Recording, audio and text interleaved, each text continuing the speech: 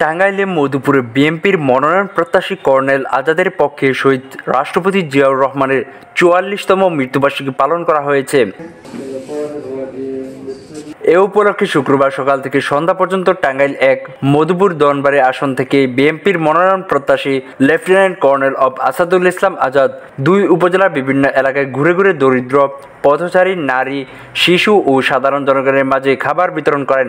এছাড়াও শহীদ রাষ্ট্রপতি জিয়াউর রহমানের ৪৪তম মৃত্যুবার্ষিকী উপলক্ষে বেলা ৩ ঘটিকায় উপজেলা মির্জাবাড়ি বাজারে তার রাজনৈতিক কার্যালয়ে এক আলোচনা সভা অনুষ্ঠিত হয়। মধুপুর উপজেলা বিএনপির সাবেক যুগ্ম আহ্বায়ক আবুল কালাম আজাদ এর সভাপতিত্বে প্রধান অতিথি হিসেবে উপস্থিত ছিলেন বিএনপির মনোনয়ন প্রত্যাশী লেফটেন্যান্ট কর্নেল অব আসাদুল ইসলাম আজাদ।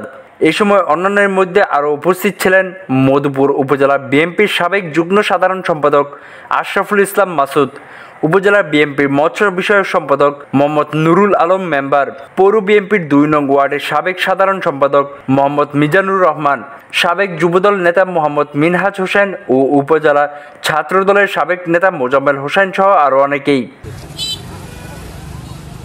আলোচনা সভা শেষে শহীদ জিয়াউর রহমানের স্মরণে দোয়া অনুষ্ঠিত হয়।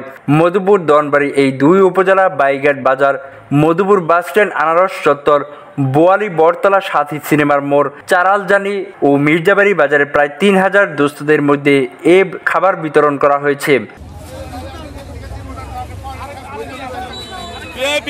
স্বাধীনতা টিভি বাংলা নিউজ ডেস্ক।